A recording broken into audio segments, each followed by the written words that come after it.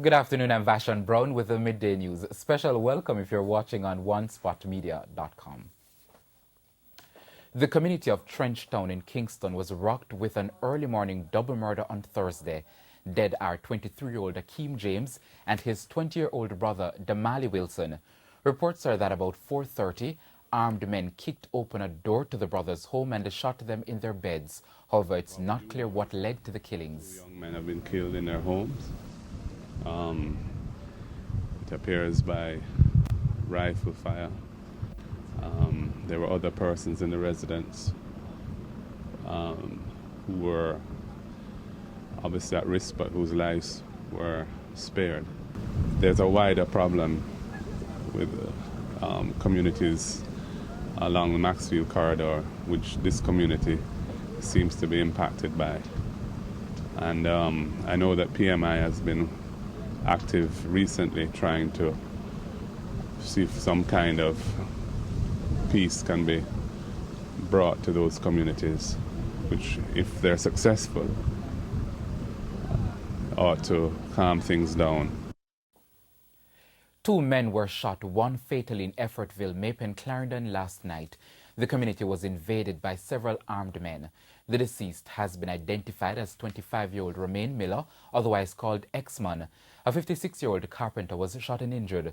Reports are that about 8:40, residents were milling around along the road when about 20 masked men, armed with handguns and rifles, invaded the area. They started threatening citizens who ran. The police say Mr. Miller refused to run and was grabbed by one of the men. A struggle ensued, during which he was shot multiple times. Another man, who was still standing close by, saw what was happening and ran off. The men fired shots at him, then walked away. He was shot in one of his legs. A man who was arrested for robbing 2 elderly persons at gunpoint at their home on March 8 yesterday had his case transferred to the next sitting of the St. Elizabeth Circuit Court for May 28. 27-year-old Richard Francis of Oxford in Balaclava is facing charges of robbery with aggravation, possession of ganja and illegal possession of firearm and ammunition. Police personnel from detention and courts were traveling through the middle quarters area when they saw Mr. Francis running from a house, heading towards a car with a gun in his hand. He was chased and held. It was later discovered that he had just robbed 2 elderly individuals at their home at gunpoint of cash and other valuables. Mr. Francis was subsequently handed over to the St. Elizabeth Police. A search was conducted at his home at Balaclava, where several items, including cell phones and other electronic devices, as well as equipment and a small quantity of ganja, were found. Mr. Francis is also before the St. Elizabeth Parish Court, facing charges of unlawful possession of goods.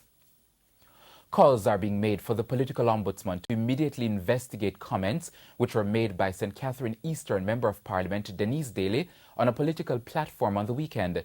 It's understood that the MP, during a political meeting in West Rural St. Andrew, was quoted as saying, "People in green have to leave her constituency," end quote. Speaking with TVJ News this morning, President of Young Jamaica, Howard Chamberlain, says it's shocking that the Ombudsman has not intervened in the situation as yet. St. Catherine Eastern is one of those constituencies that has been plagued with political violence in the past, where people would have lost their lives, people would have been burnt out as a result of politics. I mean, as a sitting MP in that particular constituency, it sends the wrong signal, and people's lives might be at risk. Communities might be at risk this morning as a result of those statements. She needs to denounce those comments. She needs to ensure that her constituency understands that political victimization, political tribal violence has no place in modern Jamaica, has no place in modern politics. Meanwhile, the political ombudsman, Donna Parchment Brown, says she has written to Member of Parliament for St. Catherine Eastern, Denise Daly, and People's National Party, PNP General Secretary Julian Robinson, requesting a meeting to discuss the comments made on the weekend for which she's been criticized. She told the TVJ News this morning that Ms. Daly qualified the statement to say it would not be a physical removal. However, Mrs. Parchment Brown says the comments warrant an investigation, as they could have been a breach of the political code of conduct. From where I sit, there's a potential breach of the Agreement and Declaration on Political Conduct in relation to the area of political tribalism and the area of freedom of access. So we're finding that statements made from platforms and in public spaces are creating some level of discord between supporters of different political parties and also breach the code. So on both limbs of the investigative power of the Ombudsman. And at a press conference which ended a short while ago, PNP President and Opposition Leader Dr. Peter Phillips said Ms. Daly will be making a comment or a statement on the matter. It is not the position of the People's National Party, nor do I believe she intended, and that is what she's going to clarify, any suggestion that persons should be physically removed or prevented from expressing their views in her constituency. That's not her intention, that's not our intention, and we don't tolerate it. And the opposition leader has apologized for showing his two middle fingers in the House of Representatives on Tuesday. He was asking House Speaker Pernell Charles to give opposition spokesman on health Dr. Dayton Campbell 2 extra minutes to ask questions about problems with the Cornwall Regional Hospital. In order to avoid making the V sign used by the Jamaica Labour Party, Dr. Phillips showed his middle fingers. He said no offense was taken by House Speaker Pernell Charles or any other member of the House. However, in light of the misinterpretation and in some instances misrepresentation, I regret using this gesture in what was a light-hearted moment of banter in the House, in fact intended to diffuse any tensions which were arising. The controversy generated in public discussion over the past 2 days should not be allowed to divert public attention from the serious threat posed by the negligence of the government to the Jamaican people, and particularly to the people who use the facilities of the Cornwall Regional Hospital. And still on matters arising from Tuesday's sitting of Parliament, Leader of Opposition Business Philip Paulwell says House Speaker Pernell Charles is partially responsible for Tuesday's chaos in Gordon House because he failed to properly manage the sitting. You have to create a balance, you have to create a level of confidence on the part of both sides to look to you for leadership. And we are not getting that, unfortunately, in the current Speaker. And it is with much regret that I have to say so, because Mr. Charles has served the Parliament well. He has been a good member of Parliament, but I think in relation to the conduct of the Parliament, we're not seeing the appropriate leadership and unbiased leadership going forward. However, Leader of Government Business Carl Samuda insists the government was not trying to shut down the opposition. I give my commitment that the questions asked will be answered. They will be answered after they have been properly researched in terms of the content that will be given. And the members of the House who ask them and the Jamaican people can rest assured that the minister has given his solemn commitment to respond to every single question. It has been agreed that a meeting is to be held next week at Petrojam to discuss the concerns of technical and administrative staff who went on sick out on Tuesday. The decision was arrived at during an emergency meeting at the Ministry of Labour yesterday. The meeting is scheduled for Thursday at 3 o'clock. The majority of employees returned to work yesterday. They took action to protest the dismissal of a senior manager on Friday. General Secretary of the Union of Clerical, Administrative and Supervisory Employees, John Levy, said at the meeting yesterday it was also agreed that there would be no victimization by either party. We will find a resolution. The affected employee who was dismissed, he has engaged the services of an attorney, and we are watching that matter carefully because we believe that as colleagues at a facility, that you have a vested interest in safeguarding the rights of your colleague as well. So we are watching that one very carefully. The issue of crime was again the subject of discussion at the latest town hall meeting of the National Neighborhood Watch movement held in St. Mary. Addressing the meeting, Deputy Superintendent of Police Dalian Clark repeated the call for help from the residents in curtailing criminal activities across the parish.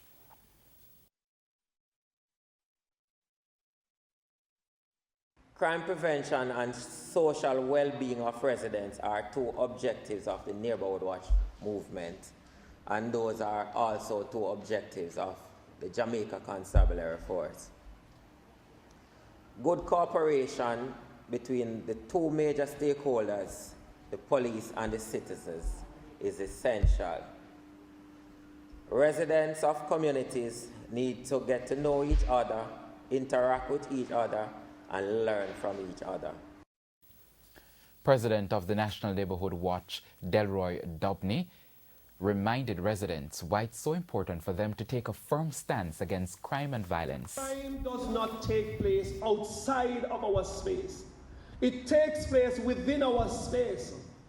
And indeed, the persons who perpetuate crime comes from our household.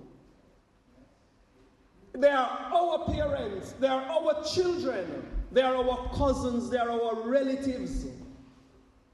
They are the people who walk up and down our community. They are, in real terms sometimes, the ones we call the dons. And they are our relatives. But we have to understand that if we accommodate in our household, in our communities, in our space, then we indeed are a contributor to the scourge of crime that is affecting us. So we're going to have to start to look firstly within our household. Then we have to look outside of our household in our direct proximity, which is our neighbors. The Urban Development Corporation, UDC, is denying claims that the plan for the Oval Zone at National Heroes Park calls for the demolition of government buildings in the area, as well as most of the nearby community of Almontown. The College of Fellows of the Jamaican Institute of Architects made the claim as it raised concerns about a master plan drawing, which it said had been confirmed by the UDC and given to the Cabinet for approval. General Manager of the UDC, Dr. Damian Graham, says the development of Heroes Park does not include destruction or loss of use. On the contrary, the mandate that we've been given is to redevelop and upgrade the housing stock, the commercial and recreational space that is within the overall zone for development. And a critical component to advance the process will be a social impact study that is being undertaken by the Social Development Corporation, which will include, among other things, focus groups with the business community, the residents, municipal interest, and doing house-to-house surveys as part of a typical social impact study. News overseas now. Rear Admiral Johnny Jackson has withdrawn as President Donald Trump's nominee to lead the Department of Veteran Affairs in the United States. His nomination was hampered by a flurry of allegations about Jackson's professional conduct.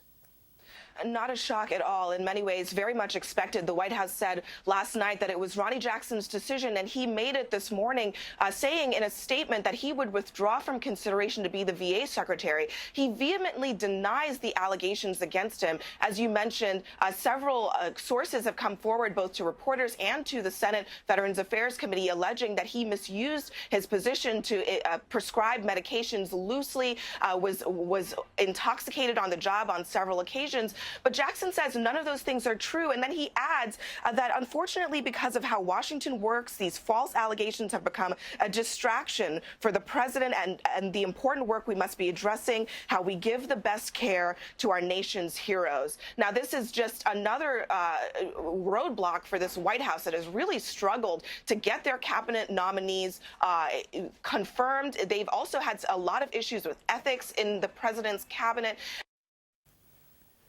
And time now for sports. Wayne DaCosta's 4-year-old Rowan gelding Radical under jockey Gary Richards recorded his second victory in quick succession when he landed the non-winners of 4 and high-claiming contest over a mile on the midweek program at Caymanas Park. This event took the spotlight in the absence of a cup or trophy race. Last year's Derby winner Sotomayor was made the 8-5 favourite in the field of 9, and there was good support as well for Radical, who was seeking back-to-back victories. Radical was sent off at 5-2. When the gates were opened, Sotomayor was on the headlines quite early. Radical was up there as well, but Radical was backed off the headlines and left those to be dictated by Sotomayor and Uncle Vinny. Coming off the top bend, that was where Radical took charge under Gary Richards and came home for a narrow victory.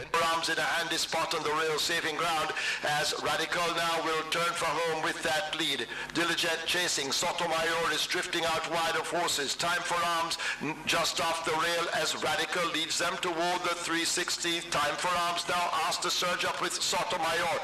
Diligent is running in between horses. Simply Outrageous looking for room, but Radical continues to deny them. On the run to the 16th pole, Sotomayor is asked to close the gap along with Time for Arms and Radical fighting for dear life. Here is Time for Arms and Sotomayor. Radical beats them. Close between Sotomayor and Time for Arms. Radical, who was scoring his second victory in a week and a half, came home in a time of 1 minute 40 and 1/5 of a second and won by 3/4 of a length over the second place finisher Sotomayor. Well, he was on the improve. He wasn't going away last time. He coming off about a 9-month rest due to injury to the gate, and he did everything right today. Much better today. He was much freer going. I wanted to go, so I wanted to wait a little longer, but since he was so eager to go, I just pick it up from the 3th pole and go. Elsewhere on the program, Ian Alexander, who received his trainer's license last December, saddled his first career winner when the 2-1 chance Unbreakable landed race number 3 over 7 furlongs.